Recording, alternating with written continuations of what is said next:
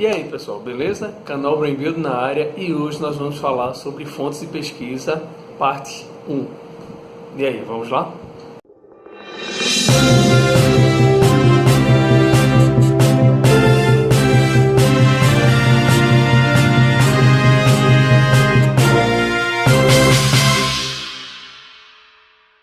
Bem pessoal, hoje nós vamos falar sobre fonte de pesquisa.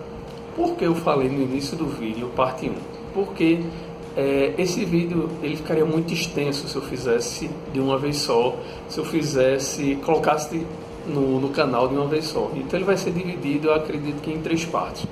Vamos ver como é que vai ficar, se dá para abordar todo o assunto e eu consigo colocar ele em no máximo 3 partes, ok?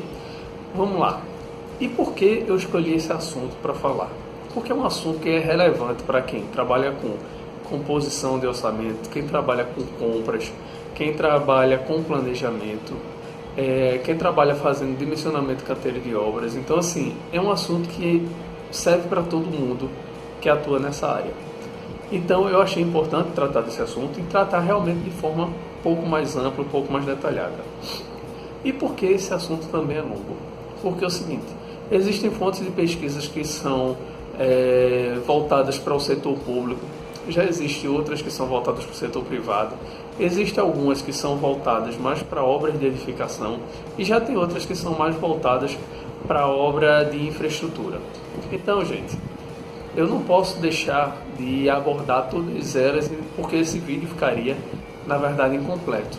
E aí não é a intenção do nosso canal gerar dúvidas, sim esclarecer cada vez mais. Então, essa é a ideia de subdividir. Mas vamos lá.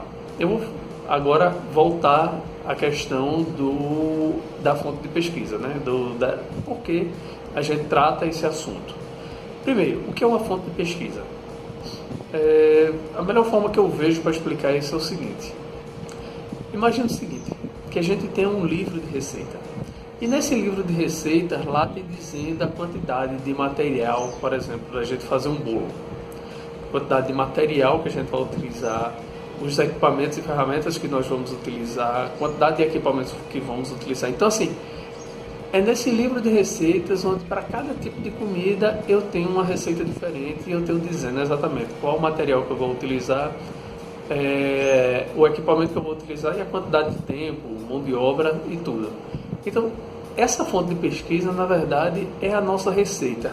É a receita para a gente fazer uma alvenaria, colocar uma janela, fazer um ponto de tomada, fazer um ponto de água. Então, a gente precisa, no nosso dia a dia, utilizar essa receita.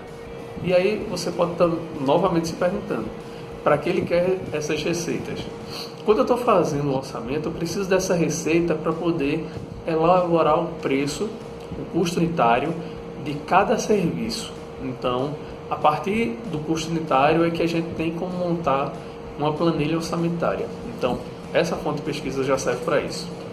Segunda questão é o seguinte, quando a pessoa vai fazer o dimensionamento no canteiro de obras, ela tem que saber, em média, quanto ela vai ter de material ensacado, de material solto, como agregados, graúdos e miúdos, sacos, tubos. Então, assim, a partir de uma composição, a partir de uma fonte de pesquisa, ela tem como ver a composição e ver esses índices.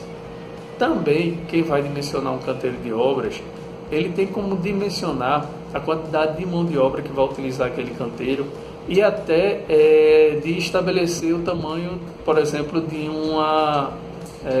um banheiro, de um refeitório, para poder um alojamento, para poder receber esse pessoal que vai ficar trabalhando na obra. Então, gente, é importantíssimo você ter acesso a essas fontes de serviço, fonte de pesquisa.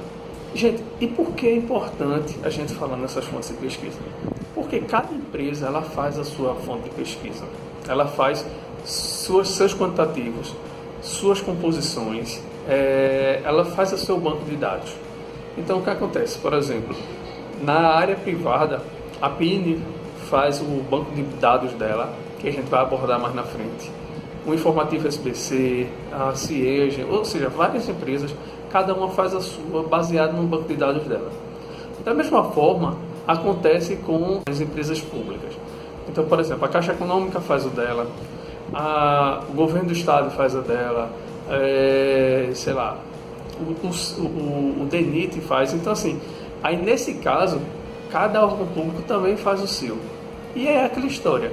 A gente precisa conhecer a maior quantidade dela para a gente poder fazer um bom planejamento, um bom orçamento e a gente poder partir de algum lugar, para não ter que ficar usando da nossa imaginação para estimar a quantidade de material, por exemplo, para um serviço, ou a quantidade de mão de obra. Então, tudo vai ser baseado num documento, seja ele público, seja ele privado.